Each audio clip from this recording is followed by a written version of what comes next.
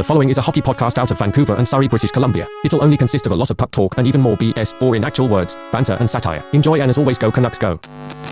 Okay, guess what? The Canucks, they might have lost one game this weekend, but they picked up another dub, and things keep rolling along. And guess what? A great game over the weekend. Conor Garland. This one's for the little guys. You're listening to Locked On Canucks. You're Locked On Canucks, your daily podcast on the Vancouver Canucks. Part of the Locked On Podcast Network, your team every day. Hey, welcome to another episode of Locked On Canucks. My name is Trevor Beggs, co-host of Locked On Canucks, and also a part-time credentialed media member for Daily Hive Vancouver. And before we dive into the show, we got to thank you, yes, you, for tuning into Locked On Canucks. It's your team. Now scratch that. Your Canucks every day. Make sure you subscribe or follow for free on YouTube or wherever you listen to podcasts. I also got to let you know today's episode is brought to you by Sleeper. Download the Sleeper app and use promo code LOCKEDONNHL to get up to a $100 match on your first deposit. Terms and conditions apply. See Sleeper's terms of use for details. Coming up on today's episode of Locked On Canucks, we got to talk about a guy who wanted out of town. He's still here. And while the points might not be there, the guy's making an impact. And hey, Conor Garland finally hit the score sheet last night. Don't trade this guy, Vancouver. We're also going to get to Trevor's notes presented by Kyle, where we'll touch on the decision to scratch Nils Höglander. And finally, we'll end on Komment Korner, saving the best for last. But let me get to, I'm not saving the best for last. I'm getting to the best first. And that's introducing Kyle Bowen. How you doing, brother? I'm doing good. For real. One love to Trevor Beggs. One love to the people listening and watching the program. We are all Canucks, man. I'll say it off the top, man. Love us or hate us, we are all Canucks. We're in this together, and we're 11-3-1 after 15 games. I was texting the homie yesterday, and I meant this. This is no fluke. Like, this is actually happening. That's mad impressive, and that's hard to do. And the Vancouver Canucks, with some elite talent and now some depth that's coming through for them and producing wins, is telling us that this team's actually good at hockey. You know, it's been such a surprise, and I don't think we're drinking the Kool-Aid. I think it's just a new reality check. For real. Anyways, more on that throughout the episode. We'll get to Komment Korner at the end of the episode. And man, Remembrance Day, one love. Diwali, one love. Trevor Beggs, Monday. Canuck Talk, one love. Take it away. Yeah, one love to everybody listening. Yeah, shout out to the veterans. Shout out to everyone celebrating Diwali. I heard the fireworks popping off last night. You know, it's people are having a good time. Dude, I gotta say this. Okay, before we talk about the fireworks, they're loud, boom, bam. I'm not a fireworks guy. I've never been a fireworks guy. I'd rather just go inside and watch reruns of Sports Center. You know, for real. That's just the truth. Okay, that's just what I would do. I'm pretty sure Trevor Beggs would do the same. This all being said, I said this on Canada Day as well on the show, and I'm gonna say it after Diwali, the day after Diwali. If you're lighting up fireworks and you're not cleaning up after yourself, karma, man, it's going to hurt you. It's going to hurt you. Anyways, Canuck Talk, Beggsy, take it away. Well, I think Kyle has said this on the program many times, but just don't litter, man. Don't litter. And I think the fact that people maybe are listening to the show and not littering, you know, being good people, all that good karma is contributing to the Canucks having, you know, one of the best starts in the NHL so far this season. The Canucks, again, top 5 team, 23 points, one of 5 teams over 20 with over 20 points, and they're 8-1-1 in their last 10 games. Now, they did suffer their first regulation loss, their only regulation loss over the last 10 games on Saturday against Toronto, but ended the weekend strong with a 5-2 win over the Montreal Canadiens. And you know one guy who had an impact against the Montreal Canadiens, it was Conor Garland. Now, I wanted to talk about Garland today because, you know, this guy, he's been through some stuff, okay?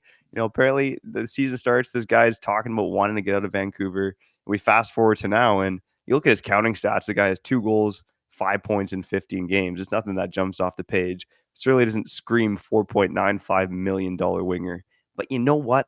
Conor Garland is having a quiet impact for this team, okay? When Conor Garland's on the ice, the Canucks are driving possession. He's got the best Corsi for percentage on the team at 58.9%. Better than Quinn Hughes, better than Elias Pettersson, better than every single regular Canuck on this roster. When Conor Garland's on the ice, not a lot is happening in the Canucks' own zone, okay? Conor Garland has also only been on the ice for 2 even strength goals against. Only 4 Canucks have been on the ice for 2 or fewer goals, even strength goals against. And then last night, that third line, Kyle, we talked about in the summer, pairing up Conor Garland with Pius Suter. it's coming to fruition, baby. That line last night with Pius Suter, Dakota Joshua, and Conor Garland, they were on the ice for 12 shots for and zero shots against that even strength. And also, they contributed one goal, and Garland scores another one on a line change with Miller's line on the ice. So Conor Garland, I don't think he should be traded. Kyle, what are your thoughts on Garland's play, and would you be trading this guy right now? I would not be trading Conor Garland. He's so impactful to not just the bottom six, but the game in general, because he seems to always have the puck, and he seems to also always be breaking into the offensive zone. He's such a good skater. He's so confident, man. And for a team that's like in the trade market, the quote-unquote trade market for a defenseman, why would you also be in the trade market to get rid of one of your better players who's driving playing the bottom six? Like, I feel like, again, the new reality check for the Vancouver Canucks is making sure they're good. Not just getting lucky, getting into the playoffs. Now we're already good. It's like staying here. And this is the hard part. Like, staying here is the hard part. Having this type of pressure, and, we've kind of said it in the past too with the Vancouver Canucks. Like, this core has seemed to like crumble when there's a little bit of pressure on them, a little bit of expectations. Well, the expectations are going to come on the daily now. You're going to get the best of every team you're facing. So to stay there, it's going to be harder, and it would just make no sense to trade Conor Garland. Again, a guy who is so impactful on the bottom six. It's just something to hold on to. I think his chemistry with Joshua and Pius Suter, and just having Pius Suter have somebody reliable next to him, I think it's going to bring out the best in him, and I think we're slowly seeing how he can be an impactful player. I don't know the exact stats for that line in general. You may have it in front of you, but all three of them are just dominating throughout like a stretch of games. It wasn't just yesterday. Am I correct on that? Because I think that's what I'm seeing. Yeah, you are, and you are right, Colin. I did write about it last night for Daily Hive there when I wrote the recap. But that third line, in the ice time that they've been together, they've been dominant. So in general, they've outshot the opposition 40-17 when they've been on the ice. They've outscored the opposition 5-0. So yeah, they've been driving play. And again, that line has not been on the ice for an even strength goal against this season. Now, it hasn't been all 15 games they've been together. Garland started the season on Pettersson's line before Mikheyev returned. Joshua missed a game when he was a healthy scratch. So, but really, it's over the last handful of games where, I think their impact's been kind of quiet because the Canucks top six has taken up all the attention.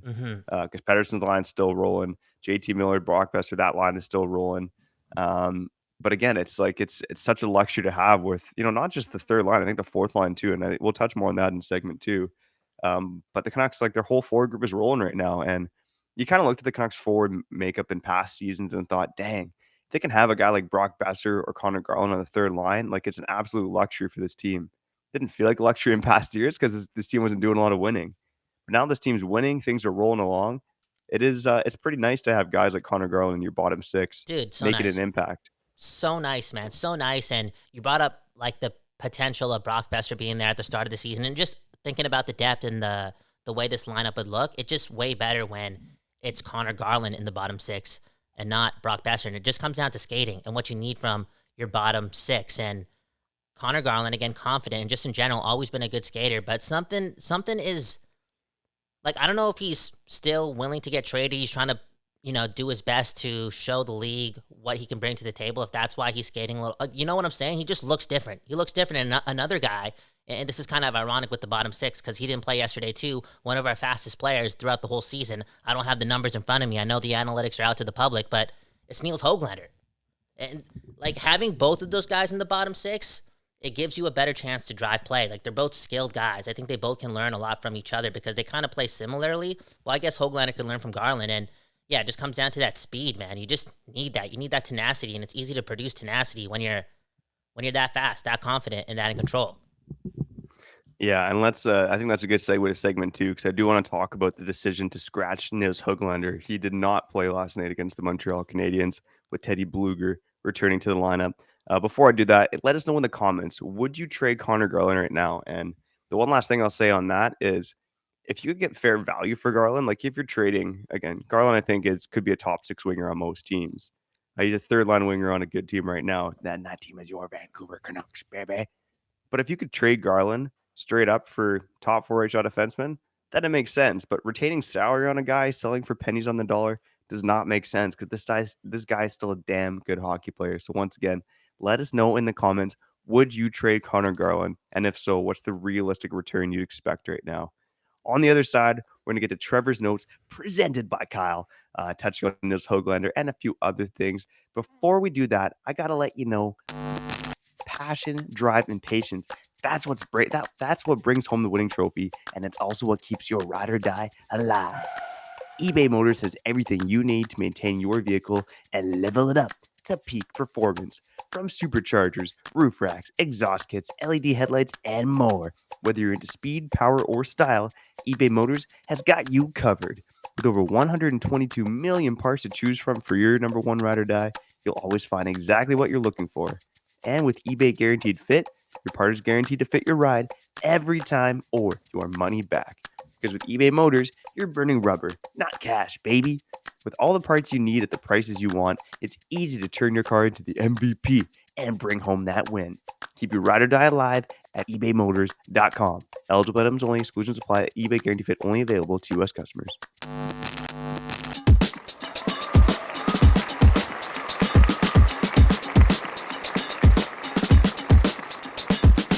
Okay, you're back on another episode of Locked On Canucks. My name is Kyle Bowen. More importantly, that right there is Trevor Beggs. But even more importantly than that, this is the show that gives you your Canucks every day. Hit the like button and the subscribe button if you did enjoy today's episode. And if you didn't, I know we are all Canucks, but if you didn't like the show, don't like the episode, okay? Save the world with one less lie at a time.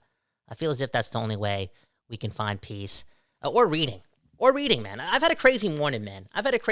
Woke up again super early for the people, for myself as well. I've been reading a book called The Power of the Subconscious Mind, and it was Diwali yesterday, so I'm going to be like a super Hindu for the rest of the week, man. A super Hindu. It's just the truth. Beggsy, how was your morning? Oh, man, my morning, I got to say, my son right now, he wakes up between 5 and 5:40 every day, man. Nice. So He's grinding. even on a weekend, even when you like to sleep in a bit, I'm up early, man, and had a few drinks last night with had to have family dinner, and I ditched the family dinner to write a Canucks recap. So hey, life is good, man. Just trying to balance a few things here. Straight up, and you should encourage him waking up early, man, so he can get on that early grind when he's a bit older. Applaud that, man. Don't dread it, man, because I can see it in your eyes, bro. You're dreading it. Anyways, got to get on to more of Trevor's notes over the weekend, man, for real. I know this guy was jotting down notes the whole weekend, and, man, Locked On Canucks, we got to talk about it right now.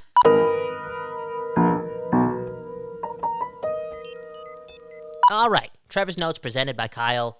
Note number 1 is Höglander. I'm curious to see this at the top because it was a pretty eventful weekend, losing to Toronto, not showing up, not having our legs, and then seeing, what they did in Montreal. Maybe you're going to talk about how they had 4 out of 6 points on this three-game Canada trip, but you're starting off with Höglander, and I think it's because you're a little disappointed. Am I correct? Because I'm disappointed. I am. Honestly, I can't say I'm disappointed. I mean, I'd like to see Höglander in the lineup, but I think the Canucks are in a situation where a lot of guys are playing well. And so it comes down to who you're going to take out of the lineup.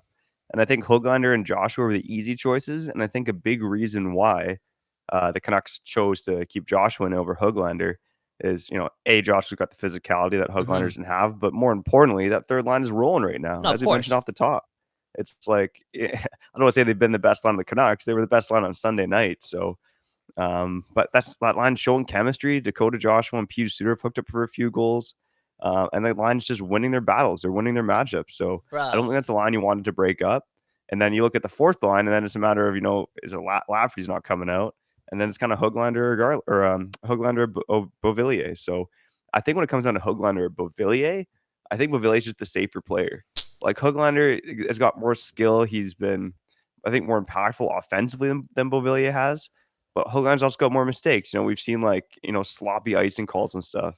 Beauvillier has been a bit quieter than Höglander, but he plays more mistake-free hockey. Okay, for you, it comes down to, I guess, again, being a safer player, being more of a pro, being more certain, and not like icing the puck on some lazy plays. And I kind of get that, but I feel as if Höglander, Teddy Bluger, and Lafferty would just bring a lot to the table. And Höglander's been so fast and tenacious, and I know it comes with a little bit of again, miscues that you just mentioned before, but I feel as if the trade-off is worth it. Speaking of trade-off, I think there is a bit of a sentiment that the Canucks don't want to healthy scratch Beauvillier because they want to use him in a trade, and they want to prop him up as best as possible. But this being said, I feel as if this team is so focused on being better, they can't really use that as an excuse to not maybe pick the better skater at the time, because I do think it's Höglander. I feel as Höglander is way more noticeable than Beauvillier, and it more comes down to this. You brought up the third line. I really close my eyes and I dream about this. And I've done so over the last couple of days, and it just made more sense after seeing a little bit of Teddy Bluger, and we'll get to Teddy Bluger in 10 seconds, but Lafferty, Bluger, and Höglander just seem to be something that would work. I feel as if that line actually makes sense. Yeah, I see where you're going with it. Again, I don't think Beauvillier is a bad fit there either. And yeah, it's like I said, Höglander, I agree with you. He's been more impactful offensively. He's been more noticeable, but I think Beauvillier just plays more stake-free hockey, which with this Canucks team right now, yeah, I think they can afford to make the move either way, to be honest with you. But they don't gotta listen to us. I get Talk's decision there. They don't gotta listen to us. If they listen to us, they'd be 4-7 and whatever, for real. They'd be 4-7-4. Okay, it's just the truth. Anyways, Teddy Bluger, you brought up mistakes. I feel as if he was okay, and that sometimes he was just a little rusty, which is, something that does make a lot of sense. What did you think about Teddy Bluger and his place in the lineup? And I felt as if something that really stood out for me was one of Shorthouse's comments. I don't know if he had the volume on during the game, but he compared Bluger cerebralness to Elias Pettersson's. Like a watered-down version, but it came down to intelligence. Anywho, how did you feel about Teddy Bluger in his first game with the Vancouver Canucks? Yeah, I thought he looked fine. I think you're right, probably a little bit quiet. His, on-ice impact, he was on the ice for more shots against than shots for. But he certainly wasn't, eased back into the lineup. At even strength, he played more than Pettersson did.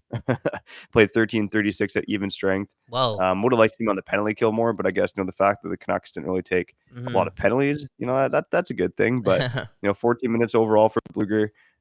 Yeah, quiet impact for sure, but it's nice to see him back in the lineup. Yeah. Again, he blocked that shot in preseason and didn't seem like much, and here we are a month later. So, just nice to have him back in the lineup. But yeah, I don't have too many great thoughts in this game other than that, No, nice fair enough. And I already told you how I feel as if Höglander would complement his game really well. And we should also note that the Canucks had a really awful preseason optically from people like us, like our perspective, because we just, we get too emotional about things, right? That being said, the lone bright spot, like he was really bright, was Teddy Bluger. And now he's back. The Canucks aren't a joke, yo. Don't listen to, what's his name, Don Lashishin, that guy, don't listen to him. Don't do it. Block him. Why not? Don't buy into his hype, because the Canucks are for real. Casey DeSmith, he's for real too. Alvin and Rutherford, their pro scouting and their pro acquisitions have been like A-, A level, based on how they've been able to up this team's depth. And Casey DeSmith is a big reason why the Canucks are 11-3-1. It's kind of to an extent, I don't know why sometimes I look at the stats and I'm like, yo, this can't last. I'm a little alarmed. Casey DeSmith is not going to be like this the whole way. But, yo, you also look at his track record, and he has stretches where he's been a really good goaltender. And now he's behind Demko and Tocchet and the team. And, dude, we may have one of the best backups in hockey. Yeah. Yeah. And, one stat I love is quality start percentage. So it's really the, how many quality starts does a goaltender give their team? And the league average is about 53. And it's really how many games is your goaltender delivering above the league average save percentage. Casey DeSmith has a quality start percentage of 80% so far. He's only had one bad start, and that start was against the New York Rangers. And the only reason that he ended up with, a below average save percentage that night is because the Canucks gave him multiple 5-on-3 goals and an overtime goal. So, I mean, Casey DeSmith, I don't think he's had a bad game so far, man. No, he hasn't. So solid between the pipes. Dude, I would trade. I said this before. I would trade 8 fifth-round picks for Casey DeSmith. Because this season matters, man. They got to sign Pettersson, man. Pettersson is at 97%, 95%. There's something a little off with Pettersson, and he's one of the best players in the league, and he's proven it on the stat sheet. They got to extend Pettersson. They needed Casey DeSmith. They also needed Filip Hronek. And you know what? I think yesterday was probably not his best game defensively. Like, there was a couple miscues. I think the Canucks are just a little tired, for real. This 3-day break is going to do a lot for them. But this all being said, man, Hronek has just been too impressive. I know we Gave him an episode last week. I'm not saying anything new, but this dude is really strong, really confident, and he's not being propped up by Quinn Hughes. I don't like that, man. I don't like that language. I don't think it's the truth. I think this guy knows he's good at hockey, and he's just doing him, man. He seems like a very fluid player right now. Yeah, he's been so solid, and I think a couple stats on him. He's on a 10-game point streak right now. It is the longest point streak by a Canucks defenseman in 34 years. And if he gets a point on Wednesday against the Islanders, it'll tie him for the longest point streak by a Canucks defenseman in franchise history. There's another stat, too. He's the 7th defenseman in the past 30 years with an assist streak of 10-plus games. Some of the other guys to do it are Erik Karlsson, Cale Makar, Josh Morrissey, Gary Galley, Roman Josi, and Sergei Gonchar. So again, everything's working for Hronek. And Kyle, I think you're right. Wasn't his best game of the season against the Habs on Sunday night, but he still ended up being on the ice for 2 goals for and 0 goals against. Like I said, he's a cocky player, man. I love watching him play because there's a sureness in his game. I like how he's trying to do too much. There was a play that he made in the defensive zone where he kind of threw the puck up the middle behind his back to Besser, and it was a clean pass. 10 seconds later, the Canucks couldn't get the puck out. But again, I think the trade-off for that, it could go the other way and burn us, but I feel as if the Canucks need cocky players. They need some confident players from the top of their lineup, and I'm surprised that we're not just getting that from Hughes, Miller, and Pettersson. We're also getting that in Hronek, and he's on a contract year too. He's got a lot to prove, and he's a member of your Vancouver Canucks, and we talked about the pro acquisitions for this management group. That was a ballsy one. Yeah. But the Canucks desperately needed a guy like that. Hey, they desperately needed a guy like Ian Cole too. I don't see him on your notes, but man, that dude's been mad consistent and mad impressive, and I would not be surprised if the Canucks sign him to an extension in the next couple of months. It's just the truth. He seems like a talkative guy, an Alvin Rutherford guy. Maybe he's enjoying Vancouver. Hey, maybe he's enjoying the 420, baby. And the weather, man. The sun is shining today. The Canucks 11-3-1. They're not a joke. Don't listen to Dom, whatever his name is. I'm sure he's a smart guy, but dude, only drop those comments for an 11-3-1 team if you're going to start watching every game. 3 hours. No, I'm being serious, bro, because the Canucks matter to the NHL. The Canucks matter to the NHL. So if you're going to be talking about them, dude, tell the truth and watch all the games. Anyways, Trevor's Notes brought to you by Kyle. We got to get to Komment Korner and get out of your way because Trevor Beggs got to be a daddy, man. You got to be a daddy, man. His son could wake up at any time, bro. For real. It is what it is, man. Okay, Locked On Canucks, Beggsy Bowen. Who you shouting out here?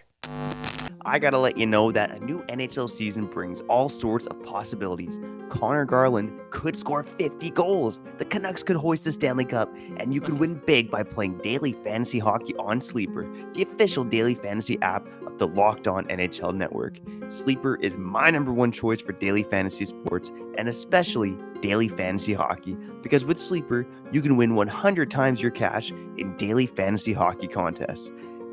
All you have to do is pick whether studs like Garland, Pettersson, Miller will record more or less in their sleeper projections for things like goals, assists, saves, plus minus, and more in a given game. To win a 100 times bet on Sleeper, you need to correctly predict the outcome of 8 player stats. You heard me, Canucks fans. You can win 100 times your money playing daily fantasy hockey with Sleeper, so start paying attention and nail your picks so you can start winning big. Use promo code LOCKEDONNHL and you'll get up to a $100 match on your first deposit. Terms and conditions apply. That's code LOCKEDONNHL. See Sleeper's terms of use for details and locational availability.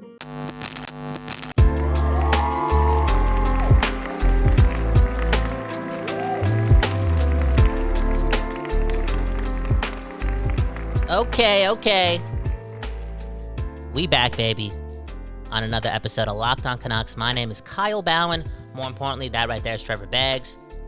But more importantly than all that, this is the show that gives you your Canucks every day. Love us or hate us, we're all Canucks, man.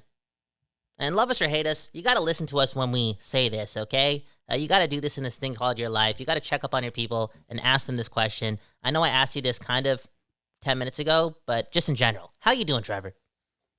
Hey, sun is shining. The Canucks are 11-3-1.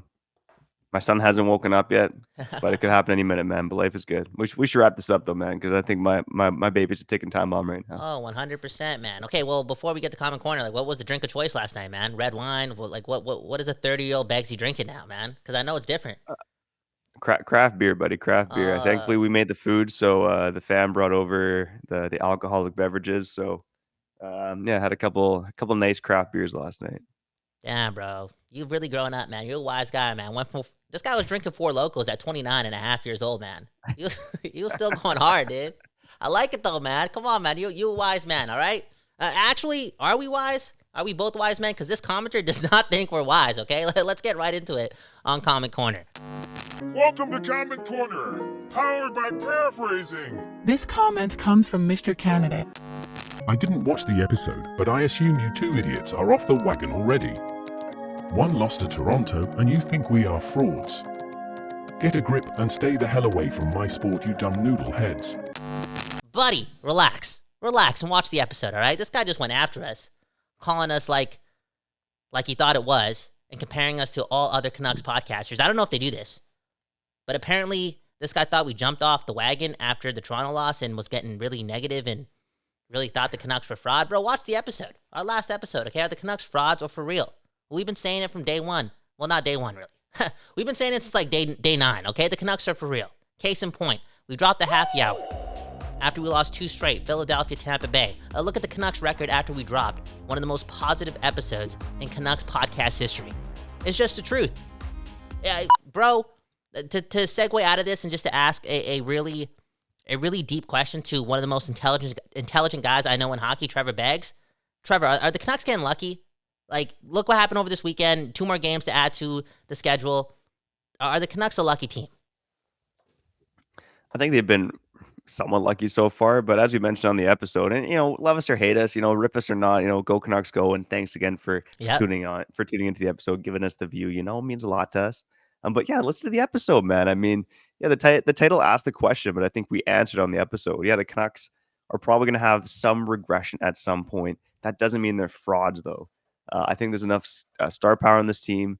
The goaltending is rock solid. The top pair is playing lights out. Like, there's enough on this team to say that, hey, this isn't just maybe a bubble team anymore. This is probably a legitimate playoff team. I don't want to quite go Stanley Cup contender. We're not quite there yet. But 11-3-1 is a great way to start the season. And yeah, the Canucks are going to regress a bit at some point. I will say on Saturday against the Leafs, I feel like a lot of their good luck caught up to them, and they got some bad luck against the Leafs on Saturday. They outshot the Leafs for most of that game. They're outplaying the Leafs. The Leafs started to come on once it was tied 2-2. But overall, it felt like the Leafs capitalized on every Canucks mistake. I thought the Canucks were the better team on Saturday night. But yeah, the game just didn't go their way. So there's going to be games like that, right? There's going to be some regression to the mean, but the Canucks are for real, baby. And we got all that for realness here. All Locked On Canucks. If the Canucks were the better team on Saturday, I didn't see it. I watched the game at Tap House. Maybe my vision was blurry. Hey, shout out to Tap House. Shout out to Mirage. Shout out to Surrey. That place is closing down. And I'm heading there on December 15th. If you know, you know. Anyways, I didn't think the Canucks I didn't know the Canucks were the better team. I didn't think they were. That being said, I don't think Toronto was that great too, but it all came down to what you just said. I think the flow of the game and the inability for the Canucks to get into a flow post the first period was taken away from them because, yeah, the Maple Leafs just capitalized on every single mistake. And that happens, man. Also, the Toronto Maple Leafs are a good team.